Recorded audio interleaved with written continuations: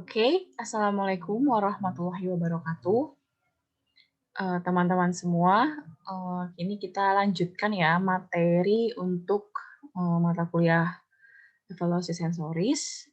Sebelumnya saya mau mengucapkan terima kasih bagi yang sudah mengerjakan tugas ya. Dan saya nggak tahu ya kalian bener running atau enggak sendiri-sendiri. Yang jelas saya harap sih kalian benar-benar meskipun mungkin kalian pakai laptop teman kalian gitu ya atau gimana pun SPSS-nya, saya harap kalian benar-benar running programnya sendiri gitu loh ketika memasukkan data gitu ya. Karena ya nanti gimana pun juga itu akan keluar di UAS gitu dan saya rasa sih kalau kalian nanti skripsian Mmm, mengolah data pakai SPSS itu merupakan suatu, apa ya, hal yang penting gitu. Kalau kalian udah bisa dari sekarang kan mungkin ke depannya nggak sebingung ketika nanti kalian baru nyoba waktu itu.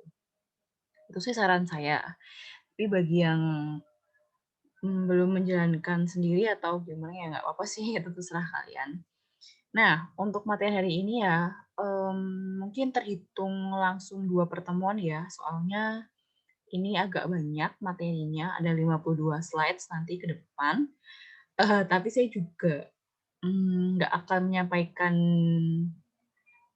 detail per slide ya mungkin, karena seperti judulnya ya ini tulisannya rangkuman jenis evaluasi sensoris. Jadi nanti, saya akan membahas lagi gitu ya, secara lebih detail tentang uji organoleptik atau evaluasi sensoris, kemudian mengenai tipe-tipe, eee, USEN atau uji sensoris yang biasa dilakukan ya, kan kemarin kita sudah belajar ya, ada triangle test, ada dua trio test gitu ya, ada scoring, ada ranking test, kayak gitunya. Nanti saya sih berniat di dalam slide ini, saya akan mencoba merangkum gitu ya. Maksudnya memasukkan semuanya dan membuat kalian mungkin sedikit lebih bisa memahami perbedaan masing-masing kegunaan dari kapan sih pakai ranking test ya kalau uji sensorisnya saya mau kayak gini, kapan ya pakai, triangle test gitu. Mungkin aplikasinya bisa lebih jelas gitu ya. Tapi, karena ini rangkuman juga, jadinya mungkin nanti, yang sudah sempat saya bahas agak detail di materi-materi sebelumnya, ya akan saya bahas lebih cepat gitu ya, kayak lalu aja, sambil lalu aja gitu. Oke, jadi kita mulai aja untuk materinya. Jadi uji organoleptik ya atau evaluasi sensoris. Pengertiannya sendiri ya, jadi memang sebenarnya uji sensoris ini tuh sebuah disiplin disiplin ilmu tersendiri gitu ya teman-teman ya. Kalau kalian nanti S2 atau S3 itu ada, kalau jurusan khusus nggak ada, tapi memang bakal ada kayak kan kadang di dalamnya jurusan itu ada apa namanya, major lagi, kayak ada bidang keahlian lagi gitu ya, biasanya ada tentang khusus spesifik untuk evaluasi sensoris gitu. Kenapa? Karena sebenarnya memang evaluasi sensoris itu tidak semudah itu ya, itu udah agak kompleks, basic-nya kita harus sangat paham ini seperti itu, nggak asal mengujikan, ambil data, selesai gitu.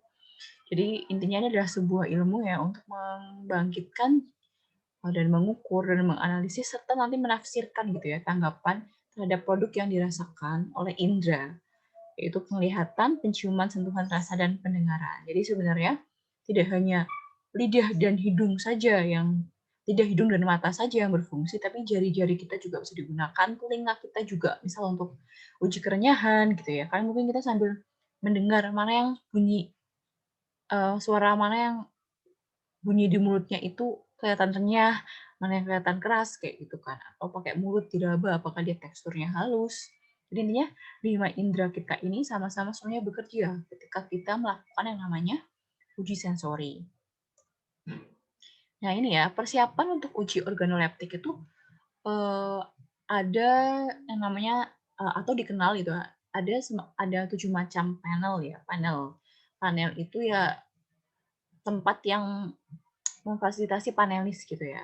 Nah, itu ada panel perseorangan sama panel terbatas. Kalau yang saya tandai merah ini memang lebih panel itu maksudnya ke tempat ya. Jadi tempat panelis ketika menguji itu ada yang perseorangan, jadi dipisahkan oleh bilik-bilik ya. Ada yang namanya panel terbatas, jadi nggak apa-apa 3 sampai 5 orang itu sekalian gitu ya, hadap-hadapan gitu ya, gitu. Tapi biasanya kalau untuk penelitian gitu ya, biasanya dipakai yang panel perseorangan gitu. Karena datanya harus benar-benar sebenarnya nggak cuma penelitian sih ya, tapi untuk data-data perusahaan juga lebih cenderung sering dipakai panel perseorangan gitu. Biar kita sebagai individu ketika melakukan uji sensoris itu lebih tidak terpengaruh oleh aksi atau ekspresi yang ditunjukkan oleh teman kita yang lain, seperti itu. Nah, sedangkan yang warna biru-biru ini gitu ya, ini lebih ke jenis panelis sih, intinya panelis. Kalian ngerti panelis kan ya? Sudah pernah bilang ya waktu itu panelis itu intinya kita yang menguji, kita yang ikut uji sensoris, itu disebut panelis. Itu kalau panelis terlatih itu biasanya jumlahnya sekitar 15 sampai 25 orang saja cukup karena kan sudah terlatih. Yang kalau kita pakai panelis agak terlatih 25 sampai 40 orang biasanya segitu.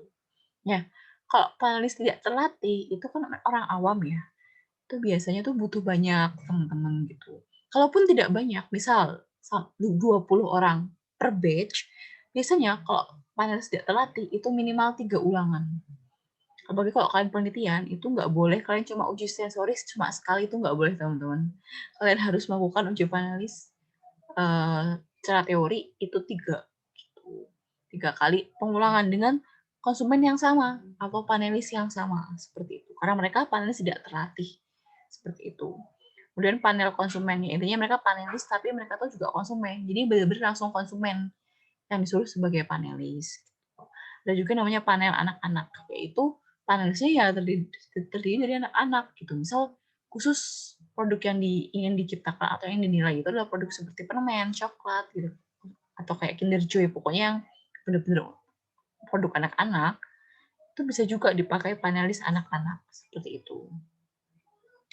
Nah ini ya, keperbedaan ketujuh panel tersebut didasarkan pada keahlian dalam melakukan penilaian organoleptik gitu. Jadi panel perseorangan yaitu lebih kepada tempatnya, tapi berarti juga ya panelis perseorangan di peran kalian sebagai individu untuk memberikan penilaian gitu ya.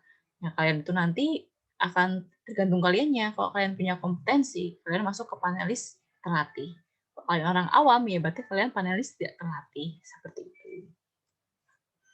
Nah ini ya secara teori bukan nggak cuma teori ya. Memang seharusnya gitu, seharusnya yang namanya lab uji sensoris itu teman-teman nggak cuma asalkan ada ruangan, ada kursi, ada meja tuh enggak. Jadi kalau bisa itu dipisahkan per bilik gitu ya, ada bilik-biliknya perseorangan, terus dipisahkan antara dapurnya untuk tempat si pemilik produk atau pemilik peneliti gitu ya mempersiapkan alatnya. Kemudian nanti ada ruang untuk khusus kalian sebagai panelis, ruang tunggu. Nanti kalau udah siap, sampelnya ditaruh gitu ya di bunder-bunder ini kayak meja ya. Kalau sampel sudah siap di meja, nanti kalian yang di ruang tunggu masuk ke laboratorium uji seperti itu. Nah ini ya bilik pencicip ini. Jadi tata letak ruangnya tuh kurang lebih seperti ini ya. Kalau bisa juga ada ruang diskusinya. Jadi nanti misal sebelum kalian melakukan uji sensoris, kan biasanya peneliti itu akan memberikan arahan. Meskipun kalian sudah dikasih scoring sheet gitu ya, atau lembar scoring sama detail petunjuknya, tapi kan mungkin persepsi tiap orang beda-beda. Jadi pemilik produk atau peneliti nanti harus menjelaskan ulang gitu, menjelaskan lagi apa arti definisi gitu ya. Jadi petunjuk itu kalian nanti harus gimana, produknya itu apa, tujuan yang ingin kalian capai dengan uji sensoris itu apa, ya intinya semua yang perlu kalian sampaikan kepada panelis supaya ketika mereka menguji produk itu benar gitu ya, nggak sembarangan, terarah gitu, ya memang harus kok bisa ada ruang diskusi untuk memberikan arahan seperti itu. Nanti juga kalau kalian sudah selesai mencicipi gitu ya, misalnya sudah selesai evaluasi sensoris, biasanya peneliti akan menjelaskan gitu di ruang diskusi itu lagi. Oke, terima kasih. Misal pertama terima kasih, kemudian menjelaskan tadi itu produk yang kalian cicipi itu apa-apa-apa. Kemudian yang kode ini itu yang ini, kode yang itu tuh yang itu, gitu loh ya, kurang lebih seperti itu. Intinya untuk bisa membuat kalian kayak, "Oh gitu, oh berarti oh saya salah," misalnya gitu. Jadi kalian sebagai panelis pun bisa meraba-raba sendiri ya, "Oh berarti saya tuh tadi jawaban saya tadi tuh masih salah banyak ya, berarti saya mungkin" bukan mungkin lagi ya, "Oh berarti saya panelis tidak terlatih banget nih," gitu. Kalau kalian ini sudah jawabannya benar, berarti kalian ya bukan terlatih juga, tapi kalian, oh bisa menyimpulkan bahwa, "Oh saya, lumayan sudah cukup bisa ya untuk uji sensoris," kayak gitu. Nah, ini komponen dalam uji sensoris ya. Eee, harus ada yang bertindak sebagai panel leader, subjek, atau peneliti. Kayak tadi ini biasanya panel leader ini atau peneliti ini tuh nanti yang tadi memberikan arahan gitu ya kepada mereka para panelis gitu. Dan ada panelis atau yang melakukan pengujian. Nah, ini tugas dari panel leader. Pertama, menyiapkan worksheet dan score sheet. Jadi beda ya teman-teman. Worksheet itu lebih kepada lembar petunjuk. Bisa jadi itu cuma berisi petunjuk sama kode-kodenya. Kayak kok misal kalian nanti disuruh uji kesukaan ya atau uji hedonik. Itu nanti worksheet-nya biasanya cuma petunjuk, terus kalian suruh isi identitas sama kayak kode. Satu, sangat tidak suka misal. Dua, tidak suka.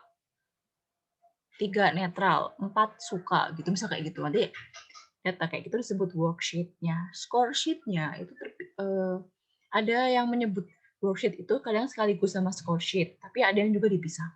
Nah, score sheet itu intinya tabel-tabel tempat kalian nanti mengisi gitu. Jadi ya berisi titik-titik gitu yang perlu kalian isi seperti itu. Kemudian tugas dari panel leader lagi adalah melakukan persiapan sampel. Jadi yang intinya nyiapin sampelnya dan naruh-naruh sampelnya di piring, menyajikannya, udah nyiapin air putih untuk bisa kan kalian tuh sebelum menguji sensoris kan sebelum ganti tiap produk, tiap sampel untuk dicicipi harus ditunggu dulu berapa detik gitu kan, terus minum dulu, terus tunggu dulu baru nyoba lagi gitu. Supaya apa? Supaya lidah kalian netral dulu, gampangnya seperti itu. Nah, yang mempersiapkan seperti itu adalah ya panel leader.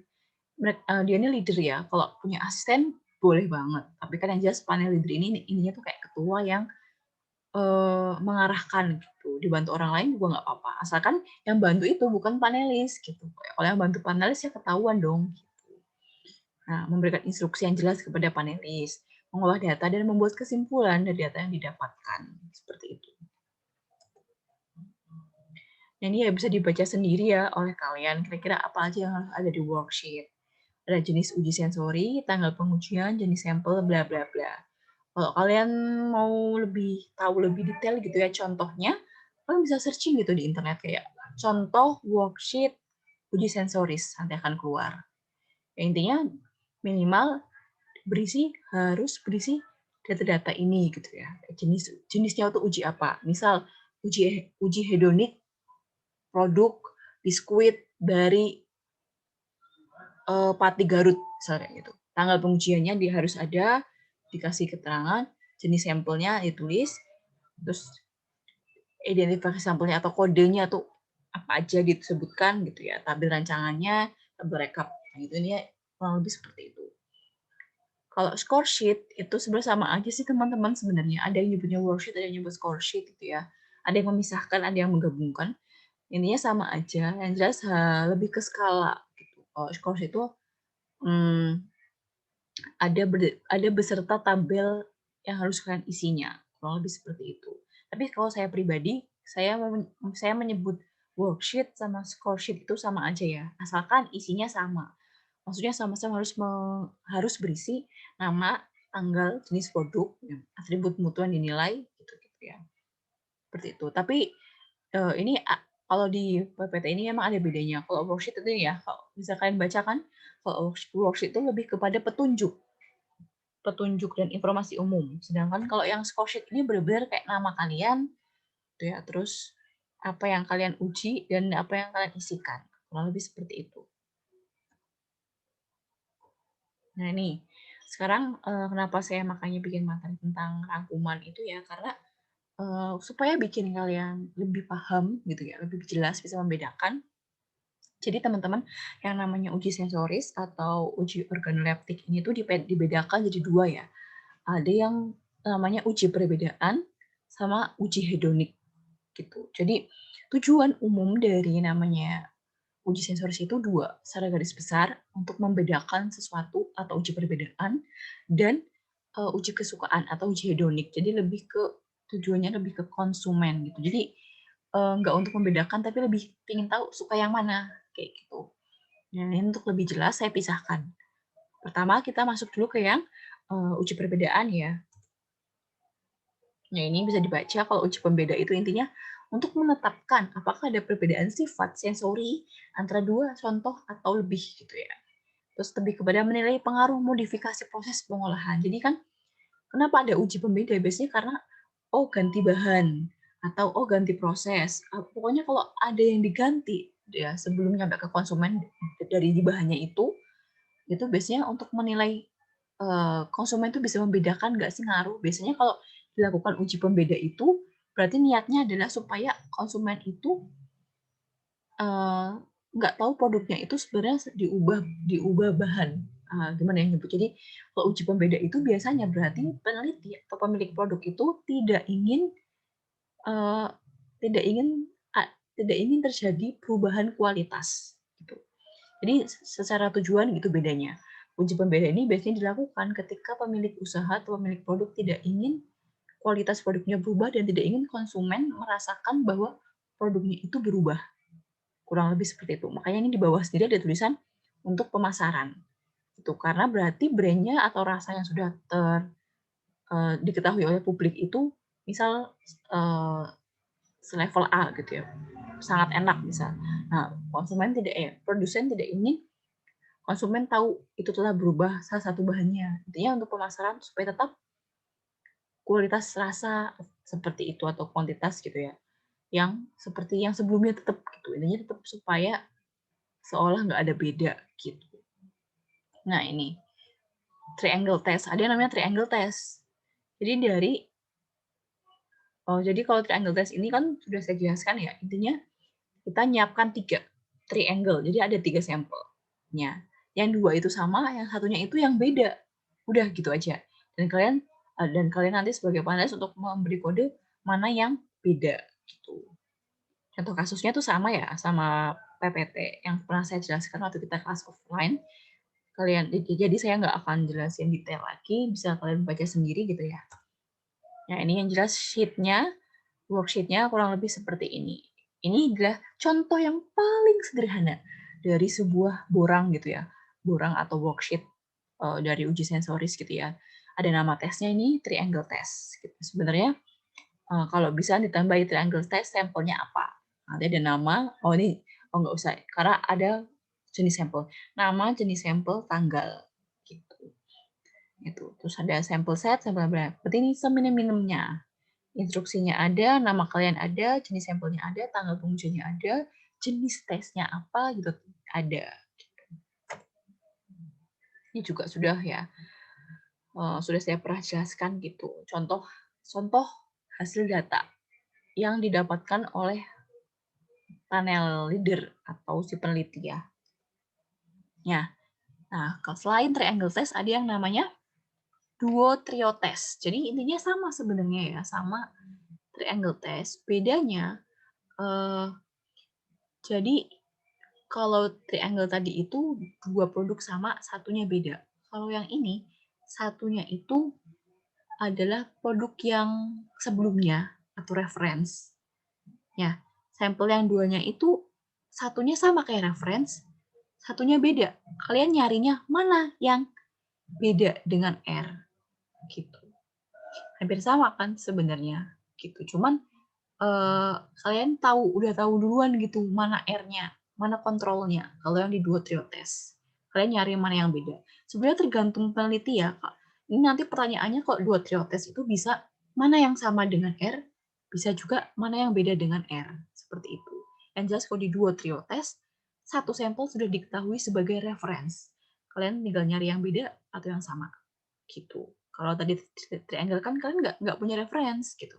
Tapi kalian nyari mana yang beda sendiri gitu. Paham kan ya sampai di situ? Nah, ini juga sudah pernah saya jelaskan ya untuk penilaiannya ya, cara pengambilan datanya. Nah, ini contoh kasusnya juga sudah pernah saya jelaskan, jadi akan saya skip. Ini contoh hasil datanya juga yang dimiliki panel leader nanti ya, ketika sudah menganalisis hasil kalian. Gitu. Ini contoh burangnya. Ya, sekarang selanjutnya, selain triangle test sama selain duo trio test, ada juga yang namanya different from control test. Ya, ini biasanya dilakukan oleh pengendali mutu. Oh, jadi kalau kalian bekerja di perusahaan, misalnya kalian masuk ke bidang pengendalian mutu, kalian mungkin akan melakukan yang namanya usaha seperti ini gitu. Jadi nggak selalu quality control saja atau tidak selalu bagian R&D saja gitu ya. Tapi juga bagian pengendalian mutu atau QC juga bisa melakukan ini gitu. Kan pengendalian mutu juga ada masuk ke QC ya. Jadi yang namanya usaha itu tidak selalu dilakukan oleh orang R&D saja. Tapi orang-orang dari bidang QC atau pengendalian mutu juga berhak atau bisa melakukan yang namanya uji sensoris. Ya, biasanya ini yang mereka lakukan namanya ini different from control test.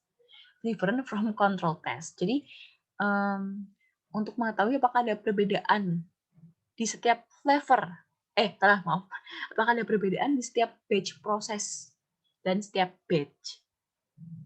Jadi maksud ini, apakah ada perbedaan per batch di hari itu dan apakah ada perbedaan sampel hari ini dan besok, misal kayak gitu.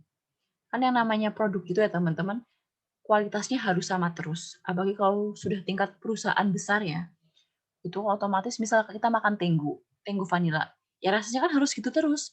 Masa beda-beda gitu. Hari ini saya beli Tenggo kayak gini, manis pas. Besoknya kok kayak lebih lebih manis ya. Besok-besoknya kok kayak keasinan, itu nggak boleh. Ya kalau produk UMKM ya mohon maaf sebenarnya juga mungkin masih seperti itu. Itu yang nggak makanya kadang kekurangannya UMKM seperti itu ya mungkin. Tapi nggak berarti semua UMKM seperti itu. Ada juga yang sudah melakukan pengendalian mutu ya. Jadi kualitasnya sama semua gitu. Yang jelas, tapi yang jelas kok perusahaan besar gitu ya levelnya, pasti produk yang dihasilkan setiap hari itu dari rasa, dari bau, dari warna gitu ya, harus sama semua. Kalau enggak, konsumen kan bisa langsung komplain gitu. Ya ini perannya QC atau pengendalian mutu. Jadi intinya mereka melakukan different from control test ini untuk menguji, misal apakah Tenggo yang saya hasilkan batch 1 di hari ini sama dengan batch 2 di hari ini. Terus lagi, apakah batch 1 hari ini sama dengan Tenggo yang dihasilkan batch 1 kemarin? Apakah batch 1 hari ini sama dengan batch 2 kemarin? Ya, intinya seperti itu untuk mengecek udah sama semua belum sih kualitasnya gitu. Ini misal ya, pengambilan sampelnya nih, misal nih, sampel hasil proses hari sebelumnya dari line produksi 1 sebagai kontrol. Di hari kemarin kontrol, dan line produksi 2 hari yang kemarin juga sebagai B. Terus yang tes sampel itu yang misal hari ini, gitu. Nah, ini bisa dibaca sendiri ya. Intinya seperti itulah teman-teman. Intinya tuh membandingkan setiap batch dan semua proses di hari yang sama dan di hari yang berbeda. Intinya untuk menguji setiap hari itu apakah produk yang dihasilkan sudah sama rasanya, sudah sama kualitasnya, sudah sama spesifikasinya, ya kurang lebih seperti itu. Nah ini misal penyajian sampelnya nanti kontrol itu yang kemarin ya, karena udah dibuat duluan kan, makanya dia kontrol. Misal A itu adalah sampel batch 1 kemarin, 527 sampel batch 1 hari ini, gitu. Nah, nanti A itu kontrol sama, A itu yang kemarin gitu ya. Yang ini yang 691 itu misal sampel batch 2 hari ini. Gitu. 354 misal yang akan dibuat atau ya yang akan dibuat besok gitu. Itu apakah sama? Ya kurang lebih seperti itu.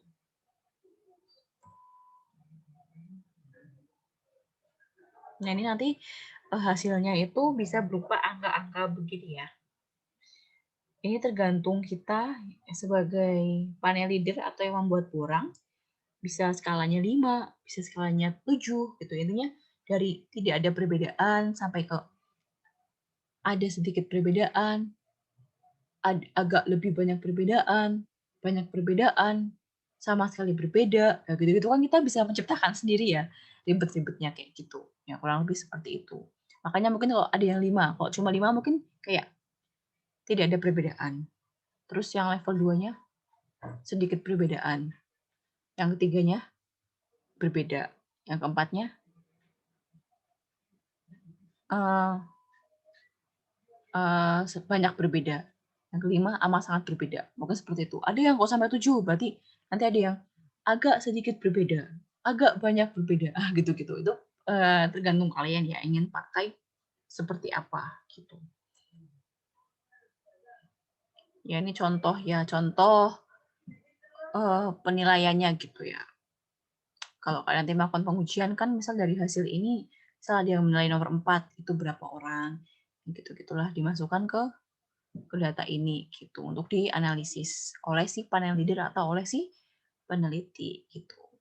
Saya nggak akan menjelaskan detail tentang bagaimana cara merekap data, bagaimana cara menganalisis datanya ya. Maksudnya dari data yang kalian punya, data mentah, lalu kalian masukkan gitu, nggak nyampe itu, nggak sampai ke situ ya. Itu mungkin pelajaran nanti kalau mungkin seharusnya malah dijelaskan oleh yang kalau ngajar Metopen mungkin gitu ya. Karena di ujian ini saya cuma menjelaskan teorinya dan secara keseluruhan bagaimana membuat borang, gitu ya, bagaimana meng-arrange sampel, gitu, sama langkah-langkah pengujian secara garis besar, gitu. Yang saya berpendapat ya mungkin kalian semua sudah bisa merekap data gitu ya. Ya kurang lebih datanya seperti inilah bisa kalian contoh nanti ya. Misal kalian mau ada usennya ketika kalian skripsi nanti. Gitu. Nah, selanjutnya tadi kan sudah different from control test. Ini ada yang namanya A not A test. Ya, kapan digunakan? Intinya untuk pengujian yang nggak bisa dipakai duo trio atau triangle test gitu. Kapan? Itu ketika membandingkan produk yang sangat kuat flavornya. Jadi kalau tadi duo trio test sama triangle test itu kan tujuannya supaya mengetahui kalaupun ada perbedaan, konsumen tuh bisa membedakan nggak sih gitu kan. Ya kalau di Not ETS ini memang produk yang dibikin baru itu memang lebih kuat flavornya, memang lebih kuat apanya ya, warnanya bisa lebih kuat, renyahnya, atau pokoknya lebih sangat terasa bedanya lah seperti itu. Mungkin karena makanya sangat berbeda, pokoknya lebih kompleks dibanding sebelumnya lah. Pokoknya memang sangat berbeda, gitu ya. Itu biasanya pakainya A not A test. Misal kemanisan gitu ya, sebenarnya lebih ke bukan tampak ya, tapi lebih ke rasa atau flavor. Misal ya minuman, awalnya pakai pemanis 0,01%, pakainya sukrosa. Nah, kemudian diganti pakai sama-sama sukrosa ini misalnya. Awalnya sukrosanya cuma 0,01%. Nah, terus jadi 5% itu kan tinggi sekali ya dari 0,01 jadi 5% gitu. Itu harusnya kan sangat jadi berbeda kan. Kayak gitu. Ya intinya sih lebih mau ngetes kalian nanti sesudah mengkonsumsi yang sangat berbeda itu apakah jadi suka atau tetap nggak suka gitu. Jadi kalau A not A test ini tuh sebenarnya fungsinya lebih ke membiasakan panelis untuk mencicipi rasa yang baru gitu. Karena kan sudah jelas berbeda banget ya, maksudnya jumlah kadarnya. Jadi makanya pakai A not A test karena secara umum harusnya konsumen pasti bisa membedakan, ini lebih manis kayak gitu. Cuman A not A test ini lebih kepada untuk memastikan kalaupun lebih manis gitu, apakah setelah kalian makan berulang kali itu kalian terbiasa gitu dengan manis yang baru, misalnya kayak gitu. Makanya ini kan ini ya ada keterangan. Panelis 20 orang itu kalau panelis terlatih ya harus mengulang pengujian sebanyak 5 kali. Itu selain karena untuk keabsahan data supaya lebih akurat, juga untuk kayak ngetes setelah 5 kali itu kalian nanti jadi terbiasa nggak sih dengan produk yang baru itu? Misalnya yang tadi manisnya jadi 5%. Seperti itu. Ya ini contoh kurang lebih borangnya seperti ini gitu. Ya, sudah ya. Itu tadi 5 uji untuk seputar uji pembeda. Dia untuk lebih ke kira-kira konsumen bisa membedakan tidak gitu, dan kalaupun beda bisa apakah apakah lama-lama jadi terbiasa, itu yang terakhir tadi. Nah, sedangkan kalau uji hedonik ini lebih kepada biasanya ketika belum meluncurkan produk biasanya. Jadi kayak benar-benar pengen tahu atau meraba-raba selera selera konsumen itu seperti apa gitu. Jadi kalau jadi perbedaan yang lain tadi ya, selain kalau uji pembeda itu biasanya supaya konsumen nggak tahu kok produknya telah berbeda misalnya gitu. Sama untuk biasanya perbedaannya itu kok uji pembeda itu dilakukan untuk produk-produk yang sudah jadi sebelumnya, udah ada. Sedangkan kalau uji hedonik ini biasanya dilakukan untuk mengetes gitu ya, untuk meraba-raba kira-kira kesukaannya konsumen itu seperti apa. Kayak gitu. Jadi biasanya kalau di perusahaan ya, mereka itu belum bikin produknya atau sudah baru bikin sampel-sampelnya aja tapi belum fix keluarnya seperti apa. Yaitu mereka melakukan namanya uji hedonik dulu. Jadi kira-kira tuh konsumen sukanya yang kayak apa ya? Kalau udah menemukan seleranya konsumen, rasa yang seperti apa, baru nanti mereka mengeluarkan produk yang seperti itu kualifikasinya. Gitu ya kira-kira. Ini. Jadi uji hedonik disebut juga uji kesukaan, disebut juga preference test, dan disebut juga acceptance test gitu ya. Penilaian orang terhadap suatu sifat sensori atau kualitas bahan pangan sehingga orang tersebut menyenangi atau bisa menyukai atau ya intinya ingin tahu lah mana yang lebih disukai itu. Ya biasanya kalau uji hedonik ini memang ya konsumen biasa kan orangnya tuh, jadi nggak perlu menggunakan panelis yang berpengalaman. Ya karena targetnya memang konsumen biasa, kita sebagai orang awam gitu. Ini di uji hedoniknya ada 3 ya, ada 3 tingkatan, ada uji kesukaan, ada uji mutu. Jadi meskipun kesukaan, tapi kita juga sambil menilai mutunya gitu. Maksudnya kerenyahannya apakah oke juga, apakah aromanya sudah oke gitu-gitu. Ada yang langsung ranking test. Ini bisa dibaca sendiri ya, uji kesukaan itu lebih ke pakai langsung ke tingkat-tingkat level. Misalnya suka, tidak suka, agak suka, gitu-gitulah tadi. Ini contoh uji hedonik disajikan secara acak. Dan dalam memberikan penilaian, panelis tidak mengulang-ulang penilaian atau membanding-bandingkan contoh yang disajikan. Sehingga untuk satu panelis yang tidak terlatih, sebaiknya contoh disajikan satu persatu.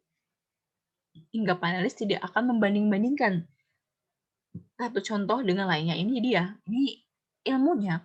Kalau kalian melakukan uji hedonik itu, kalian jangan langsung menyajikan 3 produk barengan gitu. Karena mau nggak mau nanti secara refleks konsumen akan membandingkan.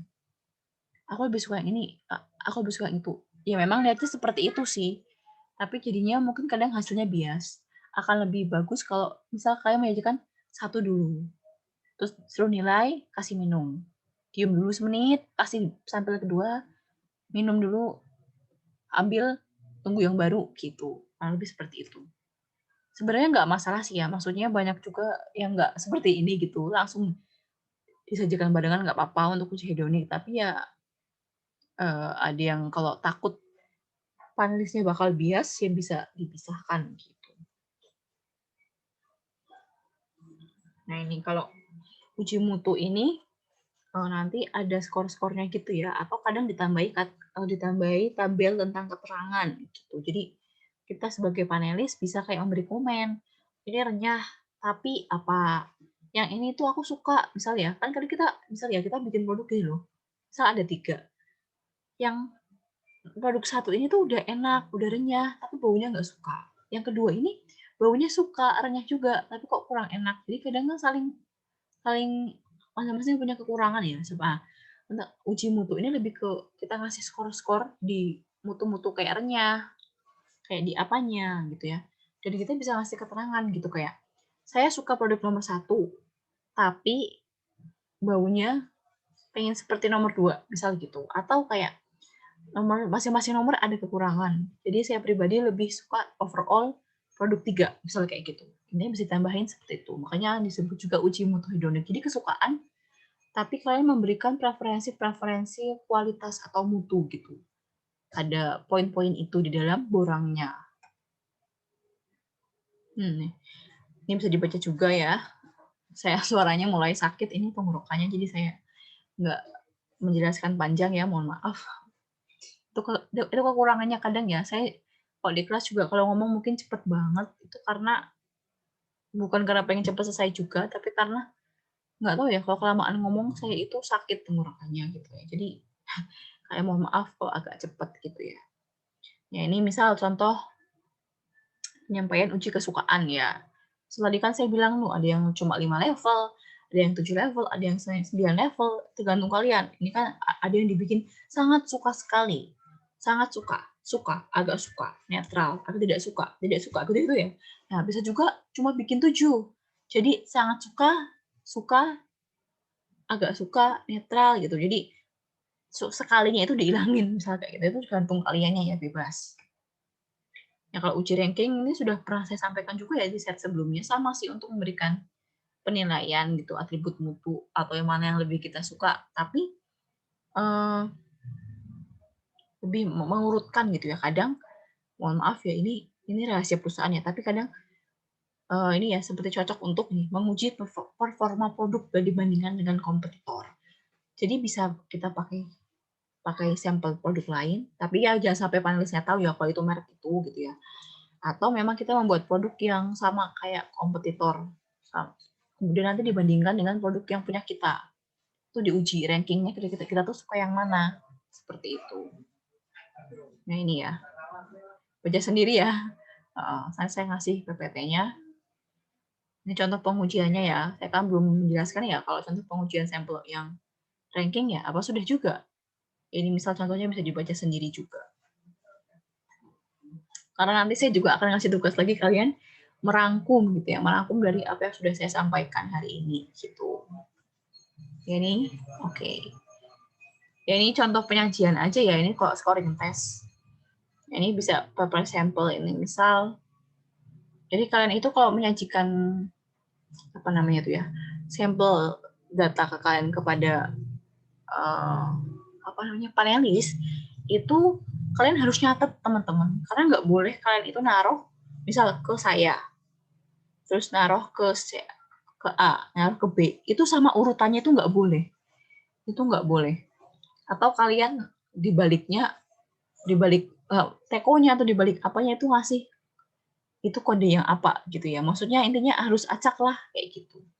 Nggak boleh panelis jadi tahu clue-nya, oh yang kiri itu yang ini, yang kanan tuh yang ini, yang tengah tuh yang ini loh, gitu nggak boleh. Harus acak gitu ya. Ini contohnya aja.